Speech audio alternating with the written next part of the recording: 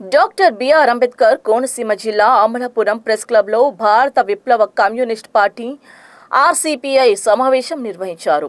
రాష్ట్ర కార్యదర్శి దేవర నాగన్న మాట్లాడుతూ, ప్రతిపక్షంలో ఉన్నప్పుడు అనేక హామీలు ఇచ్చిన రాష్ట్ర ముఖ్యమంత్రి చంద్రబాబు నాయుడు గద్దెనెక్కిన తర్వాత తల్లికి వందనం పెన్షన్ తప్ప సూపర్ 6 పథకాలు ఏమీ అమలు చేయలేదన్నారు.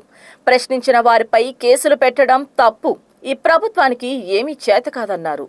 ఒకే ప్రాజెక్టుకు 5 సార్లు శంకుస్థాపన చేసిన ముఖ్యమంత్రులు ప్రజలకు సమాధానం చెప్పాలన్నారు.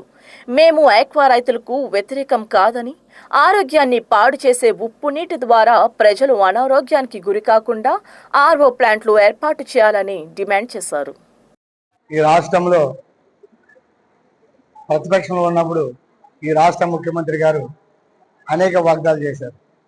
మేము అధికారంలోకి వస్తే సూపర్ 6 అమలు పరుస్తామన్నారు. ఈరోజు సూపర్ 6 సూపర్ ఫ్లాప్గా మారింది.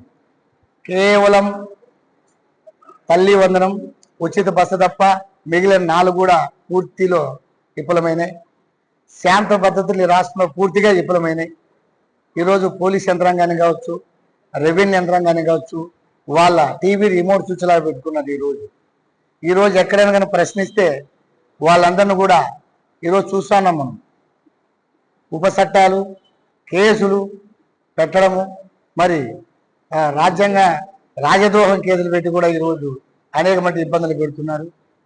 ఒక రెడ్ బుక్ రాసుకున్నారు. వీళ్ళు కోట్లాది రూపాయలు ఖర్చు పెట్టి ఎక్కడన్నా బహిరంగ సభ పెట్టుకుంటే ప్రజా సంక్షేమ పథకాల గురించి చెప్పేది పోయి ఇలా భయం చుట్టుకుంది.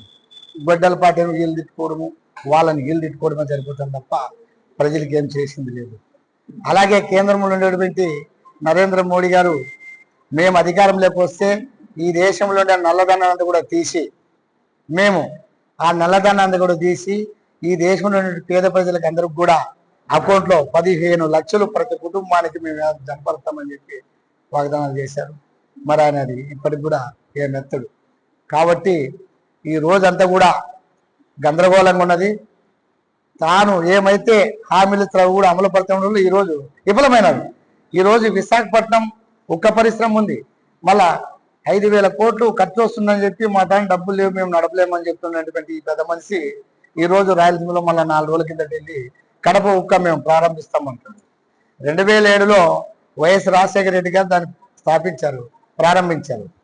ఇదే ముఖ్యమంత్రి 2018లో పోయి మళ్ళీ దాన్ని ప్రారంభించారు, మళ్ళీ స్థాపన చేశారు. 2019లో 3వ ముఖ్యమంత్రి జగన్మోహన్ రెడ్డి గారు చేశారు.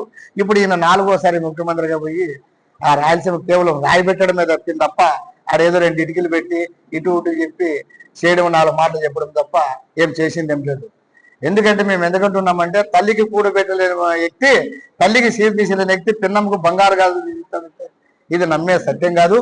ఈ రోజు విశాఖపట్నంలో ఉక్కు పరిశ్రమే మీరు పూర్తిగా గాలికి వదిలేస్తారు.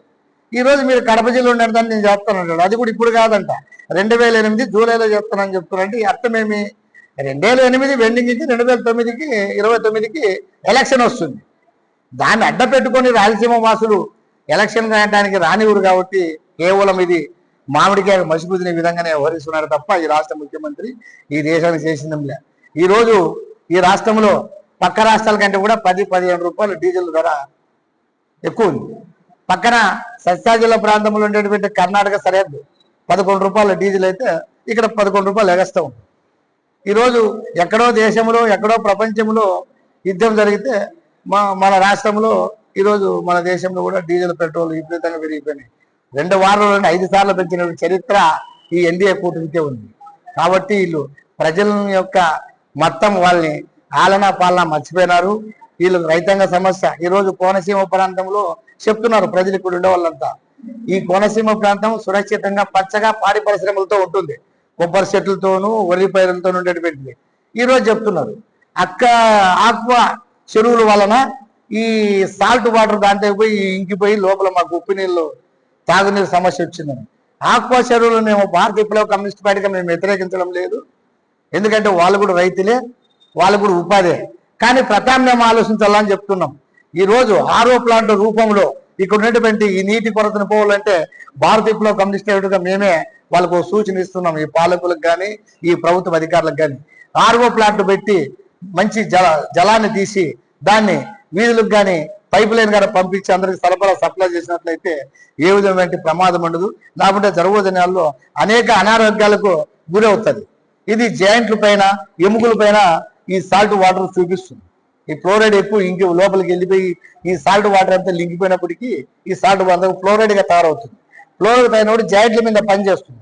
వంగిపోవడము, ఎన్నపూస పాము పైన రావడము, స్పైనల్ కార్డు జబ్బు రావడము, జాయింట్లు ఇలాంటివన్నీ కూడా అనేకం వస్తాయి. కాబట్టి దీని తక్షణ సంబంధించిన వాళ్ళందరూ కూడా గమనించుకొని అధికారులు తీసుకోవాలని చెప్పి ఈ సందర్భంగా మేము తెలియజేస్తూ చేస్తాను.